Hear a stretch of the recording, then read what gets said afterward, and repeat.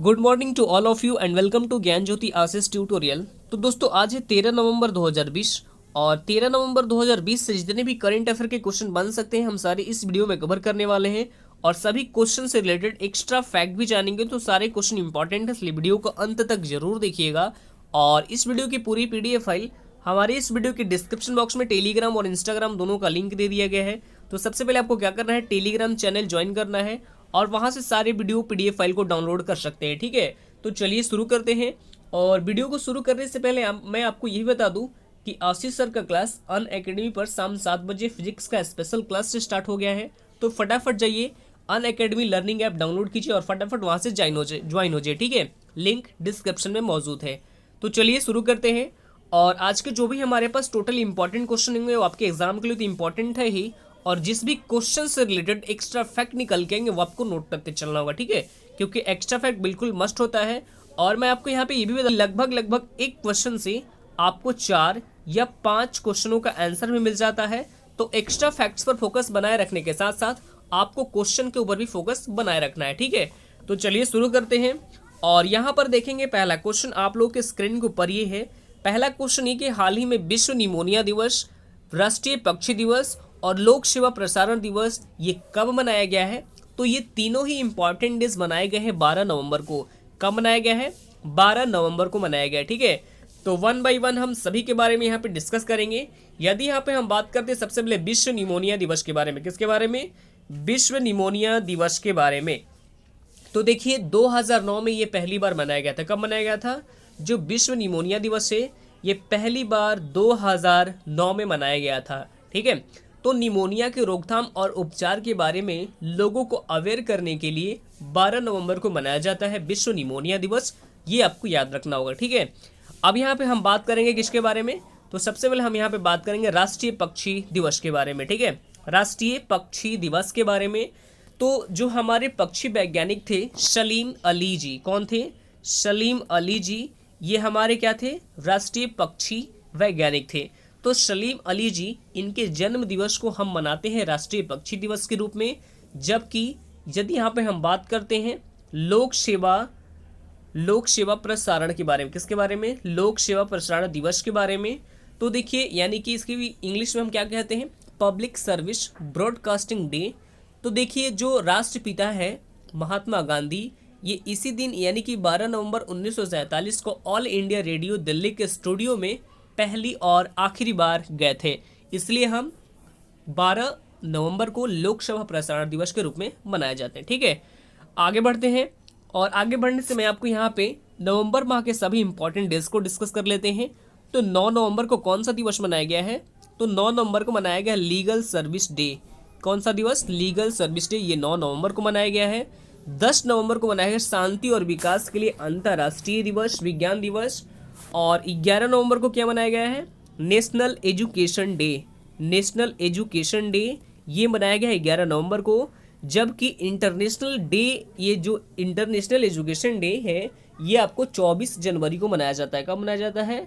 24 जनवरी को मनाया जाता है international education day.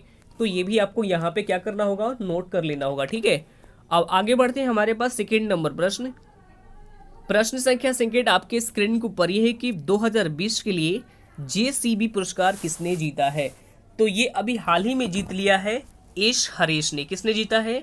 S Harish ने जीत लिया है। ठीक है, और एस हरीश जो कि एक मलयालम लेखक है और इन्होंने अपने उपन्यास यानी मस्टैश जो कि इनका पहला उपन्यास है और इसके लिए ये अवार्ड अपने नाम किया है। ठीक है, अब यहाँ पे हम बात कर लेते हैं बाकी ऑप्शन के बारे में डिस्कस कर लेते हैं जो कि अवार्ड से ही रिलेटेड है। तो हाल ही में जो हरिहर है, जो आपको ऑप्शन नंबर बी में दिया गया हरिहर, तो इन्हें मलयालम सिनेमा में आजीविका योगदान के लिए जेसी डेनियल अवार्ड से नवाजा गया है। जो रतन टाटा है, तो रतन टाटा तो अभी हाल ही में इन्हें Indo American chamber of commerce के द्वारा लाइफ टाइम अचीवमेंट अवार्ड से भी नवाजा गया है। जो एडापट्टी के पलानीस्वामी जी हैं, जो कि तमिलनाडु के मुख्यमंत्री हैं, इन्हें अभी हाल ही में पॉल हैरिस फेलो सम्मान से भी सम्मानित किया गया है। तो इनके भी बारे में आपको यहाँ पे याद रखना होगा। ठीक है, अब आगे बढ़ते हैं। हमारे पास थर्ड नंबर प्रश्न प्रश्न संख्या थर्ड आपके स्क्रीन के ऊपर ये है और ये भी क्वेश्चन बिल्कुल इंपॉर्टेंट है। प्रश्न संख्या थर्ड ये है कि पेट्रोनेट एलएनजी लिमिटेड के नए ब्रांड निदेशक, नए प्रबंधक निदेशक और मुख्य कार्यकारी अधिकारी के रूप में ये किसे नियुक्त किया गया है? तो ये अभी हाल ही में बन गए हैं अक्षय कुमार सिंह। कौन बने हैं? अक्षय कुमार सिंह बन गए हैं, ठीक है। यानी एलएनजी लिमिटेड के नए एमडी सीईओ ये बन गए हैं अक्षय कुमार सिंह, ठीक है। तो जो पेट्रोनेट एलएनजी लिमिटेड, इसका हेडक्वार्टर आपको नई दिल्ली में ही स्थित है। कहाँ पर स्थित है? हेडक्वार्टर इसका नई दिल्ली में स्थित है। और जो इसी के नए एमडी सीईओ ये बन गए हैं अक्षय कुमार सिंह। यदि यहाँ पे हम बात करते हैं बाकी ऑप्शन के बारे में, तो हाल ही में जो ज्ञानेंद्रो निगोबम तो जो कि मणिपुर से बिलोंग करते हैं, और ये अभी हाल ही में हॉकी इंडिया के नए अध्यक्ष भी बनाए गए हैं और पूर्वोत्तर क्षेत्र से हॉकी इंडिया के अध्यक्ष बनने वाले ये पहले व्यक्ति भी बने हैं, ठीक है। जो राजीव जलोटा तो इन्हें अभी हाल ही में मुंबई पोर्ट ट्रस्ट के नए अध्यक्ष बनाए गए हैं। जबकि जो हमारे यशवर्धन कुमार सिन्हा है ये अभी हाल ही में सूचना आयुक्त बनाए गए हैं। तो इन सभी के बारे में आपको यहाँ पे याद रखना होगा, ठीक है। अब आगे बढ़ते हैं, हमारे पास 4 नंबर प्रश्न संख्या 4 आपके स्क्रीन के ऊपर ये है कि हाल ही में आतंकवाद के प्रायोजक देशों की सूची में किस देश को हटाया गया है? तो आतंक के प्रायोजक देशों की लिस्ट में ये अब हटा दिया गया है सूडान को। किसको हटाया गया है? सूडान को हटा दिया गया है, ठीक है। तो देखिए, सूडान सरकार ने पिछले ही महीने कई आतंकवादियों समूहों के साथ शांति समझौता किया ताकि वर्षों से चले आ रहे हैं गृह युद्ध को समाप्त किया जा सके, ठीक है, जिसमें कि देश के लाखों लोग मारे भी गए हैं। और इसी सिलसिले में उस टाइम मतलब कि पिछले महीने तो अमेरिका के प्रेसिडेंट डोनाल्ड ट्रंप ही थे, तो इन्होंने ये घोषणा किया है कि मतलब वाशिंगटन सूडान को आतंकवादी प्रायोजक की लिस्ट से हटा देगा। और ये न्यूज़ अभी अभी आ भी चुकी है कि प्रायोजक देशों की सूची में सूडान को हटा दिया जाएगा, ठीक है। अब यहाँ पे हम बात करते हैं सूडान के बारे में। तो सूडान की कैपिटल क्या है? कैपिटल है खार्तूम सूडान की कैपिटल है। और करेंसी क्या है? करेंसी है पाउंड। तो ये भी आपको नोट कर लेना होगा, ठीक है। करेंसी क्या है? पाउंड है। आगे बढ़ते हैं, हमारे पास 5 नंबर प्रश्न संख्या 5 आपके स्क्रीन के ऊपर ये है कि हाल ही में डीडीसीए का कोषाध्यक्ष कौन बने हैं? तो देखिए, ये अभी हाल ही में बन गई हैं शशि खन्ना। कौन बनी है? शशि खन्ना। यानी इस क्वेश्चन का right answer option number A हो जाएगा, ठीक है। डीडीसीए यानी कि इसकी फुल फॉर्म होती है Delhi and district cricket association, और इसकी स्थापना हुई थी 1883 में। कब की गई थी? 1883 में इसकी स्थापना की गई थी। और इसका हेडक्वार्टर आपको नई दिल्ली में ही स्थित है, ठीक है। और जो अरुण जेटली स्टेडियम नई दिल्ली में स्थित है, जो अरुण जेटली स्टेडियम नई दिल्ली, और अरुण जेटली स्टेडियम इसका पहले नाम क्या था? तो ये फिरोज शाह कोटला स्टेडियम था, ठीक है। क्या नाम था? फिरोज शाह कोटला स्टेडियम था। और इसका पहले नाम क्या था? फिरोज शाह कोटला स्टेडियम था। और डीडीसीए के अध्यक्ष ये तो हैं रोहन जेटली। कौन है? डीडीसी के जो अध्यक्ष हैं कौन है? रोहन जेटली हैं, जो कि अरुण जेटली के बेटे हैं। और इसी के कोषाध्यक्ष बन गए हैं शशि खन्ना। यानी इस क्वेश्चन का right answer option number A हो जाएगा। जो सौरव गांगुली है ऑप्शन नंबर सी में दिया गया है, जो कि बीसीसीआई के 39वें क्रम के अध्यक्ष हैं। और बीसीसीआई के सेक्रेटरी ये हैं जय शाह। कौन है? सेक्रेटरी तो जय शाह है। और सौरव गांगुली बीसीसीआई के 39वें क्रम के अध्यक्ष हैं। आगे बढ़ते हैं, हमारे पास 6 नंबर प्रश्न संख्या 6 आपके स्क्रीन के ऊपर है कि हाल ही में जारी किए गए इंटरस्टेट माइग्रेट पॉलिसी इंडेक्स में कौन सा राज्य टॉप पर रहा है? तो देखिए, ये क्वेश्चन भी आपके लिए बिल्कुल इंपॉर्टेंट है। तो देखिए, हाल ही में माइग्रेशन नाउ के द्वारा जारी किए गए इंटरस्टेट यानी कि अंतर राज्य प्रवासी सूचकांक में जो केरल है ये रहा है टॉप पर। केरल क्या रहा है? ये पहले स्थान पर रहा है, यानी टॉप पर रहा है, ठीक है। मतलब कि दूसरे राज्यों से आने वाले प्रवासियों का एकीकरण करने के मामले में केरल राज्य ये रहा है टॉप पर, ठीक है। अब यहाँ पे हम बात करते हैं केरल के बारे में। तो राजधानी क्या है? केरल की राजधानी है तिरुअनंतपुरम। केरल की राजधानी क्या है? तिरुअनंतपुरम है, जहाँ पर भारत का पहला स्पेस टेक पार्क ओपन किया गया है, ठीक है। मुख्यमंत्री है पिनरई विजयन, राज्यपाल है आरिफ मोहम्मद खान। और केरल में बता दूं कि जो नेशनल पार्क है ये पेरियार नेशनल पार्क और साइलेंट वैली नेशनल पार्क, ये दोनों ही स्थित है केरल में। और 100% जो है 100% ऊर्जा से संचालित विश्व का पहला ये एयरपोर्ट ये केरल में है, जिसका नाम क्या है, कोच्चि इंटरनेशनल एयरपोर्ट, जो 100% सौर ऊर्जा से संचालित विश्व का ये पहला एयरपोर्ट है, कोच्चि इंटरनेशनल एयरपोर्ट। तो ये भी आपको याद रखना होगा, ठीक है। आगे बढ़ते हैं, यहाँ पे हमारे पास 7 नंबर प्रश्न। प्रश्न संख्या 7 आपके स्क्रीन को पढ़िए कि हाल ही में how to be a write किताब किसके द्वारा लिखी गई है। तो ये अभी हाल ही में लिखी गई है रस्किन बॉन्ड के द्वारा। किसके द्वारा? रस्किन बॉन्ड के द्वारा, ठीक है। और जो कि एक प्रसिद्ध लेखक है, और रस्किन बॉन्ड जो कि ब्रिटिश मूल के भारतीय लेखक हैं, और इन्हीं के द्वारा इस किताब को लिखा गया है। और रस्किन बॉन्ड इन्हें 1992 में साहित्य अकेडमी अवार्ड, आपको नोट कर लेना हो, कर सकते हैं, ठीक है। 1992 में इन्हें साहित्य अकेडमी अवार्ड, 1999 में इनको यानी 1999 में पद्मश्री, और 2014 में इसे पद्म भूषण से भी नवाजा गया है। तो ये भी आपको याद रखना होगा रस्किन बॉन्ड के बारे में, ठीक है। आगे बढ़ते हैं, हमारे पास 8 नंबर प्रश्न। प्रश्न संख्या 8 आपके स्क्रीन के ऊपर है कि Tata literature life time achievement award से किसे सम्मानित किया गया है। तो ये अभी हाल ही में सम्मानित किए गए हैं, रस्किन बॉन्ड ही सम्मानित किए गए। किसके बाद कौन किए हैं? रस्किन बॉन्ड ही, ठीक है। और यहाँ पे बता दूं कि जिनके बारे में अभी मैंने पिछले ही क्वेश्चन में डिस्कस किया है, तो जो रस्किन बॉन्ड है इनके पास बच्चों और वयस्कों के लिए अलग अलग यानी शैलियों में लिखी गई लगभग टोटल 100 किताबें, कितने 100 किताबें हैं, मतलब कि 100 बुकों को इनके पास एक्सपीरियंस है लिखने का, ठीक है।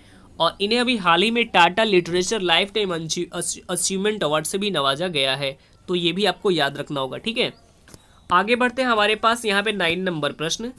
प्रश्न संख्या 9 आपके स्क्रीन को पढ़िए कि हाल ही में दुनिया के सबसे लंबे समय तक प्राइम मिनिस्टर रहने वाले व्यक्ति का निधन हो गया है। तो ये क्वेश्चन भी आप लोगों के लिए बिल्कुल इंपॉर्टेंट है। क्वेश्चन बहुत ही अच्छा है कि हाल ही में दुनिया के सबसे लंबे समय तक प्राइम मिनिस्टर रहने वाले किस व्यक्ति का निधन हो गया है। तो ये निधन हुआ है खलीफा बिन सलमान अल खलीफा। किसका? खलीफा बिन सलमान अल खलीफा का निधन हो गया है। यानी इस क्वेश्चन का right answer option number A हो जाएगा, ठीक है। और ये किस देश के प्राइम मिनिस्टर थे? तो ये बहरीन के थे। कहाँ के थे? बहरीन के थे। तो ये अब कंट्री का नाम आपको याद रखना होगा, ठीक है। तो देखिए ये केवल बहरीन के लंबे समय तक सेवा करने वाले ये प्राइम मिनिस्टर थे, ठीक है, बल्कि दुनिया के सबसे लंबे समय तक सेवा करने वाले प्राइम मिनिस्टर। और ये 1971 के बाद से ये अपना पदभार संभाला था। कब से? 1971 से, ठीक है।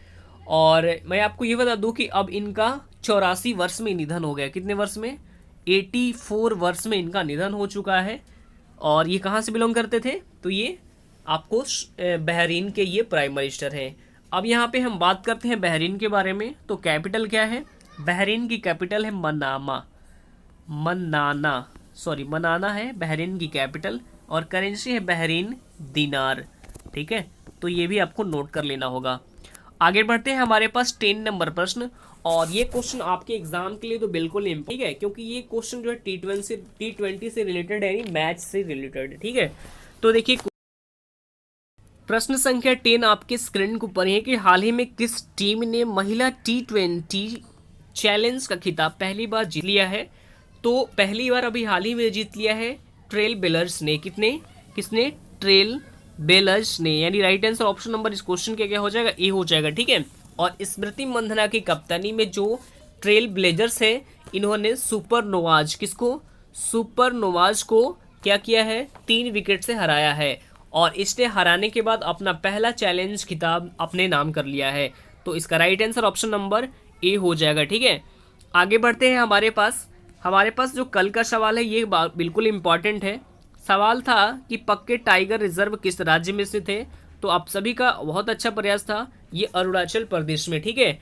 और आज का जो हमारे पास सवाल है, सवाल ये भी बिल्कुल इम्पॉर्टेंट है। सवाल ये है कि 2020 के लिए JCB पुरस्कार किसने जीता है। तो इसका राइट आंसर आप सभी लोग कमेंट बॉक्स में कमेंट करेंगे।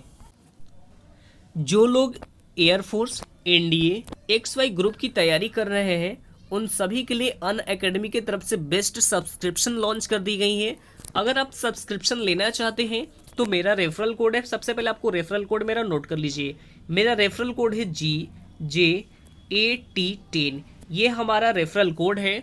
और जैसे ही इस कोड को यहाँ पर आप एंटर करेंगे, यहाँ पे एंटर करेंगे और प्रोसेस टू पे करेंगे तो आपको यहाँ पे 10% का डिस्काउंट मिल जाएगा। कितने परसेंट का? 10% का डिस्काउंट मिल जाएगा, ठीक है। जैसा कि यहाँ पे आपको 8,000 का कोर्स है, 12 मंथ का। यहाँ पे 12 मंथ का कितना का कोर्स है आपको यहाँ पे बता दूँ। सबसे पहले 12 मंथ का अगर कोर्स लेना चाहिए तो आपको यहाँ पे अभी 8,000 पड़ेगा। 6 मंथ का लेना चाहेंगे तो 6400 का पड़ेगा। 3 मंथ का लेना चाहेंगे तो 4,000 पड़ेगा। अगर 1 मंथ का लेना चाहेंगे तो आपको 1600 में पड़ेगा। लेकिन आपको सबसे पहले क्या करना होगा, इस कोड को यहाँ पे एंटर करना होगा और प्रोसेस टू पे आपको जैसे यहाँ पे करेंगे प्रोसेस टू पे तो आपको यहाँ पे 10% का डिस्काउंट मिल जाता है। 10% का डिस्काउंट क्या मिलेगा? तो जैसे मैंने आपको पिछले बार बताया था कि जो 12 मंथ का लेना चाहते थे तो ये 8,000 का कोर्स आपको कितने में 7200 में मिला। अगर 6 मंथ का लेना चाहेंगे तो ये से आपको 6400 का कोर्स आपको 5760 में मिल जाएगा।